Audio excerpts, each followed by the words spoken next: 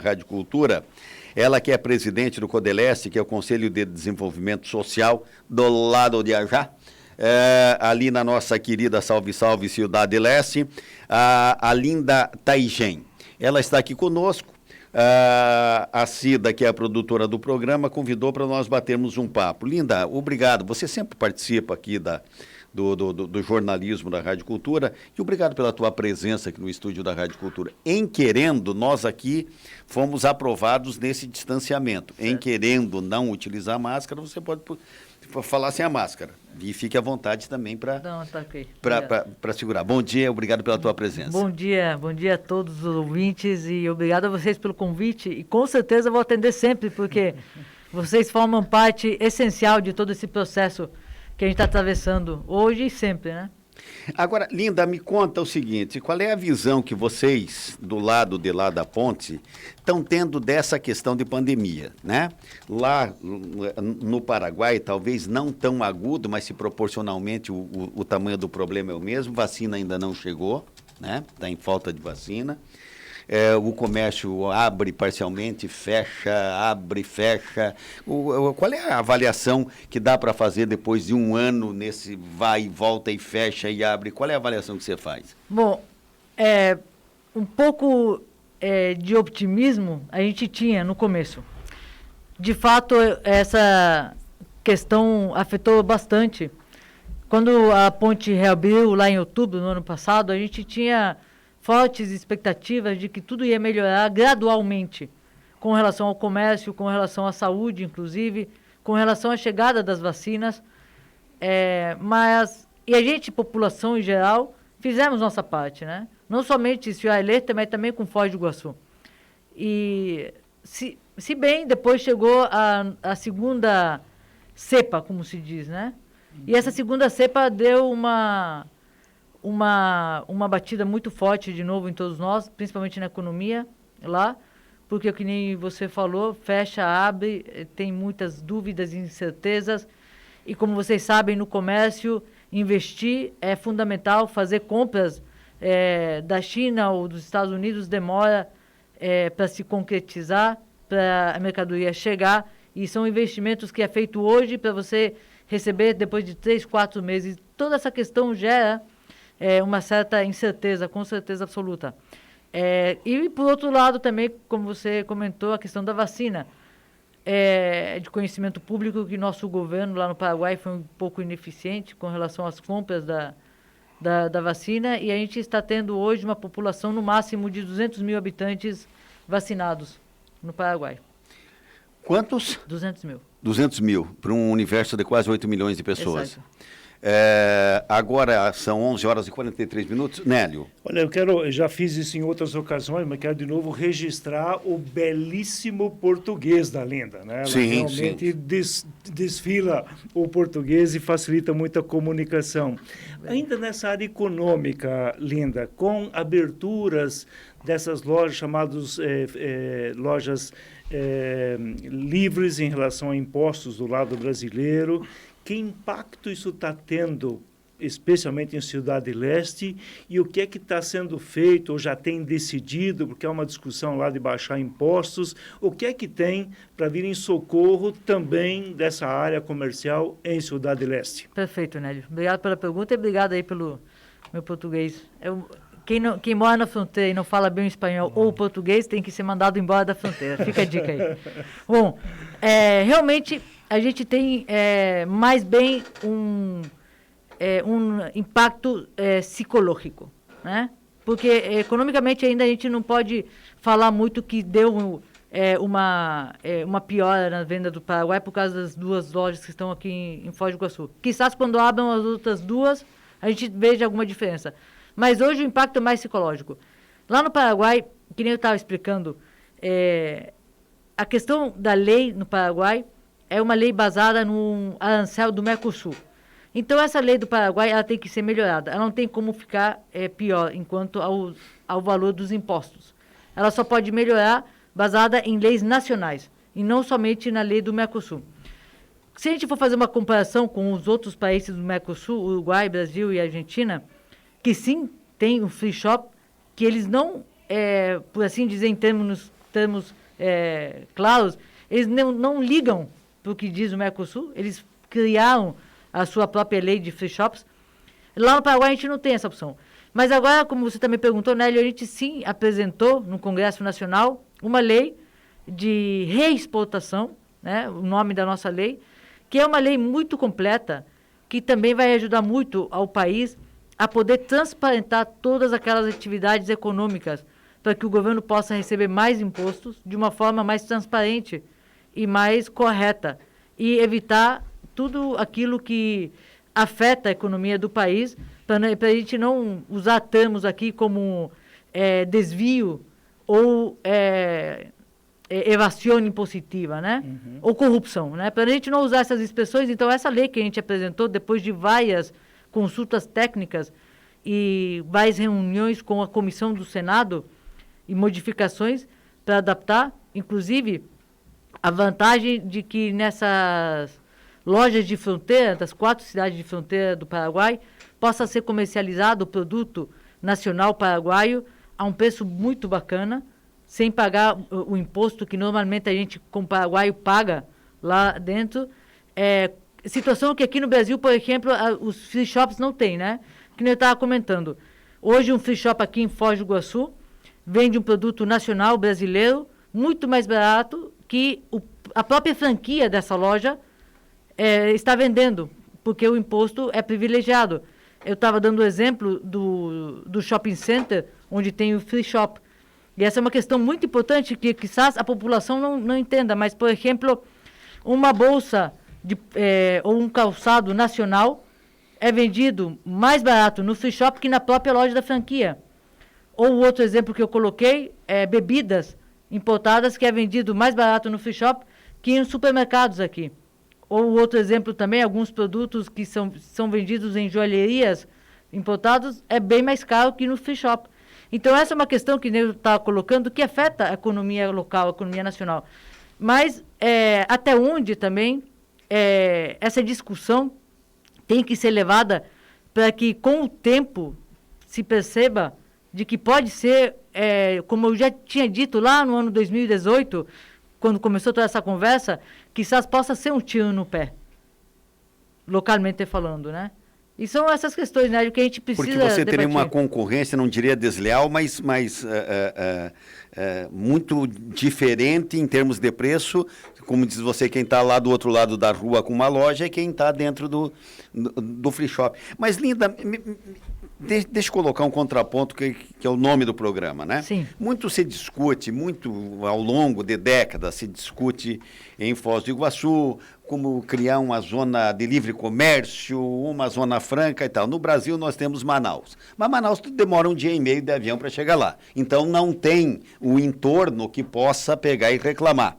Né? Certo. Ninguém reclama de preço da forma como é comercializado em Manaus, porque não tem concorrência perto. Se nós fizéssemos em Foz do Iguaçu e alargasse para o comércio, é claro que a Cascavel vai vir de pau e porrete, medianeira e não sei o que para cima de nós, porque não tem nacionalidade, Brasil, brasilidade, municipalidade de amor ali que vai fazer você não comprar porque é mais barato a 50 quilômetros de distância, Exato. 60 quilômetros de distância. Eu tenho comigo, mas isso por achismo, tá? Que o que vai aumentar na realidade é número de opção para o adquirente. Porque hoje não dá para comparar o que é free shop hoje no Brasil com o Paraguai. Pelo número de itens, pelo número de volumes, de lojas ali instaladas, opções, né? As opções. A variedade no É muito, apesar de você já poder comprar numa das lojas aqui do Brasil alguma coisa, mas está muito longe, inclusive em termos de preço. Sim. Tá? Inclusive em termos de preço. É um outro itemzinho, mas que não vai fazer a diferença Certo. das coisas. Você não acredita que só vai, digamos assim, com o tempo, né? Com o tempo, aumentar, alargar, até quem tem comércio lá ali no Paraguai, ache um jeito e vir para cá e se instale? Olha, eu sou da fronteira, eu nasci aqui na fronteira. Nós somos orelhanos. Exato. E a gente sempre vai trabalhar para fortalecer nossa fronteira. Com certeza absoluta, a gente trabalha para que o destino, a região trinacional seja um só destino e a gente possa trazer turistas do mundo inteiro. quanto mais opções, melhor para nós, com certeza absoluta. A gente nunca esteve em conta de tudo aquilo que o Brasil possa fazer para que as suas fronteiras com as outras cidades possam se fortalecer e nós acompanhar esse processo. E a gente está a favor. E quizás a gente até possa, que nem eu falei para alguns empresários que quiseram vir para cá, a gente até pode trabalhar em fazer a transferência de conhecimentos de como poder fazer um melhor trabalho para poder ter um free shop ou uma loja com produtos importados. Esse é o nosso objetivo. Brasil, Argentina e Paraguai juntos, podendo brindar um destino. Mas a questão aqui não é somente dessa importância. Eu estou vendo, ou a minha crítica é justamente contra aquilo que quizás seja de grande impacto econômico mais para frente, que é a produção nacional do Brasil. Que é justamente por isso que eu mencionei a produção nacional no Paraguai, que a gente teve em conta nessa lei que a gente apresentou para o Congresso. É somente isso. Fora isso, a gente trabalha, eu sou presidente do Conselho Trinacional, do CODETRI, onde está o Conselho da Argentina, do Brasil e do Paraguai. Então, o meu compromisso, como é um voluntariado, e a gente assume, é justamente para a gente trabalhar de forma conjunta e poder promocionar o nosso destino. E é isso que a gente quer, é isso que a gente procura. Com certeza, maiores opções são sempre um bom atrativo. E é nesse caminho que a gente está. Agora são 11h52. Dante. Tá certo. Linda, eu falava mais cedo que o Paraguai vacinou apenas 2% da população de fevereiro até agora. E isso coloca a situação sempre iminente de um novo lockdown, de novas medidas de isolamento, fechamento de comércio e tudo mais, né?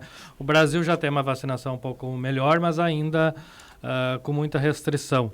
O que é pensado, porque também não há expectativa de uma porcentagem de vacinação no Paraguai muito grande daqui para frente, né? Não se enxerga que nos próximos meses vai ter uma porcentagem ainda maior de vacinado. O que vocês estão fazendo para evitar que novas sanções venham do governo lá de Assunção e que decrete fechamento comercial novamente? Bom, a gente está em contato constante com o governo nacional, né? Eu garanto isso para todos. Eu converso diretamente com o pessoal do Ministério da Saúde, assim como o pessoal de Migrações, né, que é a máxima autoridade nossa lá, como a Polícia Federal aqui para vocês. Uhum. E a gente sempre conversa e eles sempre estão acompanhando o processo e trabalhando conjuntamente para essa fronteira não ser fechada novamente. Inclusive, eu estive com o prefeito Chico semana passada falando de todas essas questões. A preocupação é de todos, para a gente poder manter a fronteira aberta, trabalhando normalmente, com todos os cuidados, claro, e também cuidando da saúde. E a questão da vacina é essencial. Você falou que o Paraguai vacinou pouco, o Brasil um pouco mais. Na verdade, se você faz a porcentagem de quantidade de habitantes, o Brasil está, eu acho que menos que o Paraguai, em questão de porcentagem. Não, Linda. Eu vou procurar aqui. Nós temos em torno de 10% com as duas doses e em torno de 17% com a primeira dose. O Paraguai tem 2%, proporcionalmente. Ah, ok. Tá? O que é pouco para os dois países, ou quase nada, né? Eu achei aqui, só que eu estou sem meus óculos, então tá difícil. Sim, achei aqui de todos os países, só que eu não estou vendo. É que tu achou em Guarani aí. Não. Mas o Paraguai vacinou muito pouco. Muito pouco. Muito pouco. Eu tenho uma relação aqui que nem eu falei no começo, uma crítica para o meu governo, é que eles foram ineficientes no momento de fazer o processo de adquirir as vacinas, né? Eles têm pedidos de vacinas, mas não sei por que nunca foi concretizado. E isso realmente preocupa bastante, preocupa o setor econômico, inclusive, porque a gente está passando agora por uma restrição quase igual ao que o Foz estabeleceu, do horário das 8 da noite e tudo mais, no Paraguai, até quizás domingo que saia um novo decreto, um novo... O prefeito Miguel Prieto tinha anunciado que estava acordando a compra de vacinas. Ele pretendia comprar 250 mil doses e que seria vacinado o pessoal do comércio de Cidade do Leste. Há quanto anda essa conversa dele? Bom, a gente está esperando que se concretize isso. Até agora a gente só tem mesmo o que ele disse. Espero que realmente seja assim. A gente conversa muito com o nosso prefeito, a gente bota fé que seja assim mesmo e vamos esperar. Legalmente é possível que um prefeito compre? Na verdade, ele está fazendo isso e ele sabe que ele tem que ser feito, que isso tem que ser feito com a supervisão do Ministério da Saúde, porque de fato quem vai fazer a aplicação, quem vai determinar toda essa questão é o Ministério da Saúde. Não vai ser feito sem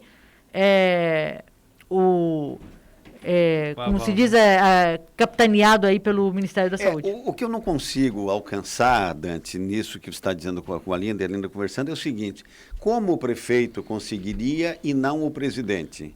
Mas me parece que ele está falando... Ou o Ministério da Saúde ele tem conversado paraguaia. Com laboratórios que o governo nacional não conversou, Bom, né?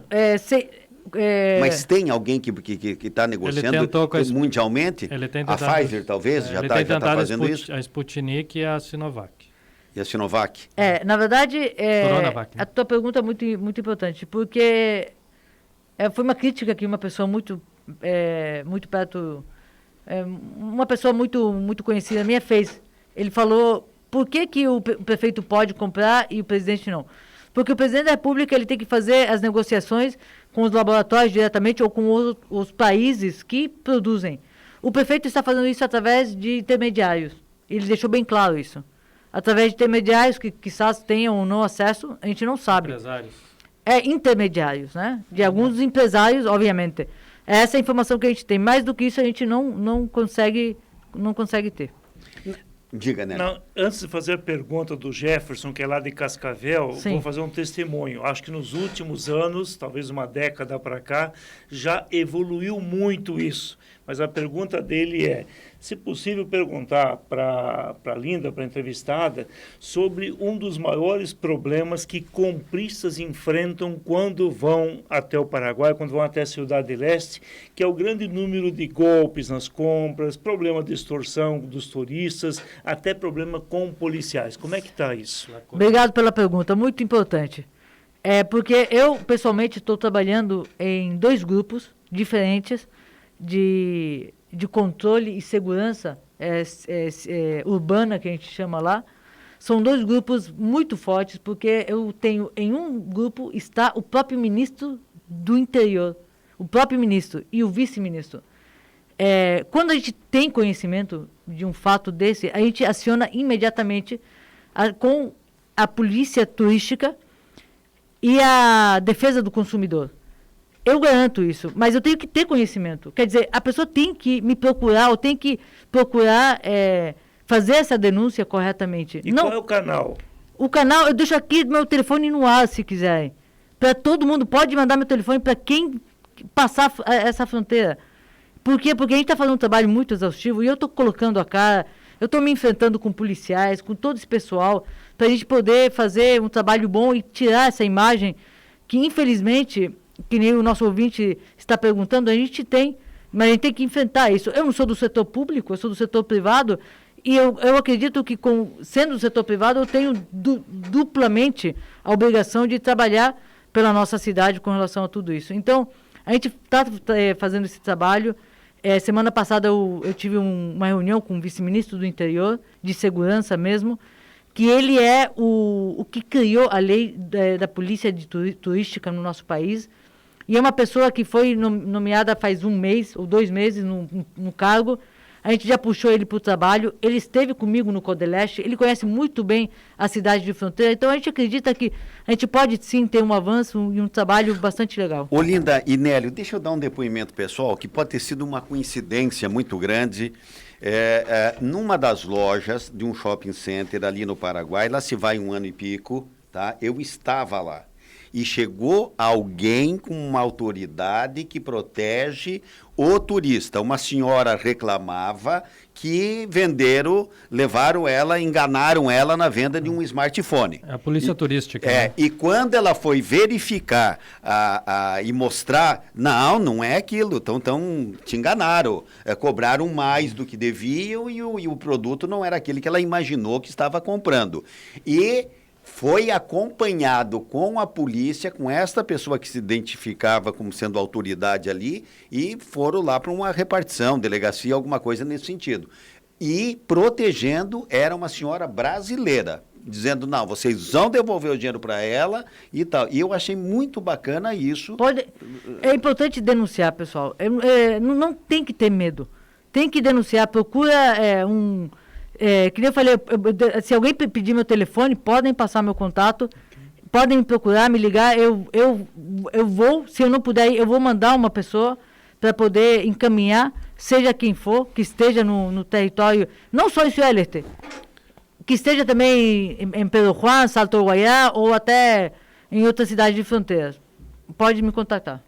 Nélio, para terminar a entrevista com a Linda. O que é que tem sendo projetado e que seja mais palpável, que possa ser realizado num prazo mais curto, envolvendo essa questão trinacional? Por exemplo, hoje, nem alunos de universidades, tanto de Ciudad del Este ou aqui do lado brasileiro, conseguem atravessar para fazer uma pesquisa, algum trabalho junto, porque tem uma burocracia enorme em torno disso. Imagino na área comercial e turística, o que é que tem, Linda, que possa ser viabilizado também a partir desse novo panorama que o mundo está vivendo? Bom, a gente muitas vezes comenta e fala, de fato, tem exceções a tudo, tem exceções à regra.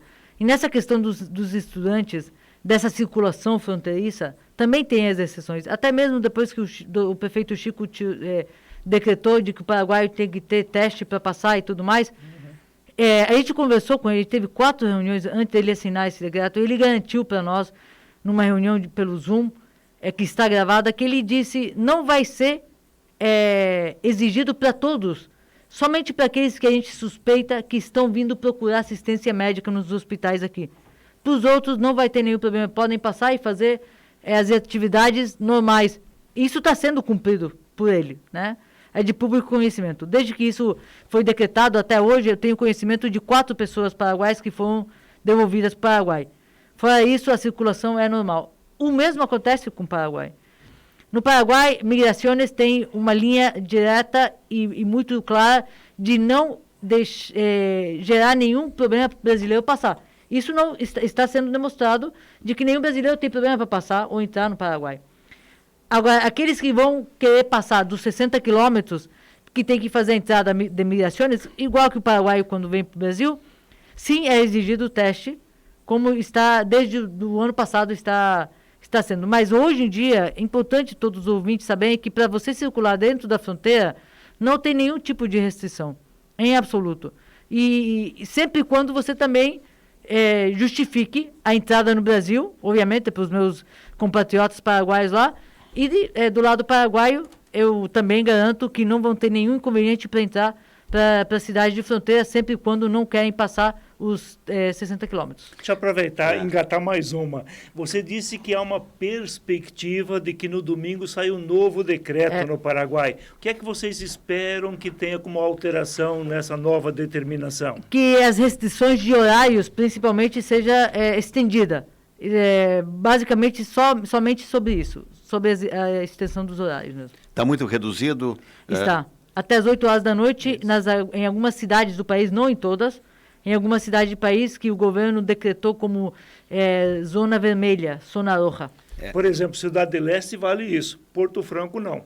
Hernandárias não, mas Cidade del Este a restrição é a partir das 8 da noite. Exato. Porque está dentro aí como cidade vermelha, cidade roja. Mas isso tem uma explicação, porque em Ciudad del Este se concentra os hospitais regionais, hospital integrado, referência para a Covid, então os números saem de Ciudad del Este e é por isso que entrou na zona vermelha. Mas de fato são 4 cidades que a gente não pode dividir. Minga. Ou 5, né? Foz do Iguaçu. Né? Linda, olha, parabéns pelo trabalho que você faz, por essa dedicação que você tem, por essa atenção que você tem aqui com a Rádio Cultura. E eu sempre digo o seguinte, nós temos que achar um jeito, né? Ciudad del Este, Porto Iguaçu, Foz do Iguaçu e tal, capitaneando, digamos, os 3 países, de nós interioranos aqui, fronteiriços, orejanos, como queiram, entendeu? Para sensibilizar Assunção, para sensibilizar Buenos Aires e para sensibilizar Brasília e dizer, gente, lá a banda toca um pouco diferente. Correto. Nós podemos fazer ações em conjunto de saúde, de segurança, Correto. de comércio, de turismo. De fato, o nosso tratado do Mercosul estabelece tudo esse tipo de situação que tem que ser criado dentro de um limite de 30 quilômetros, aproximadamente, questões, hospitais de saúde para os fronteiriços, de acordo com aquele trânsito, uma identidade do fronteiriço. Também a questão econômica, a questão de estudar em uma ou outra cidade. Isso o nosso Tratado do Mercosul estabelece, mas como você falou, Brasília, Buenos Aires e Assunção tem que entender que aqui a banda toca de outro jeito. Que toca de outro jeito. Obrigado, viu, Linda? Obrigado pela presença. Obrigado a vocês aqui. pelo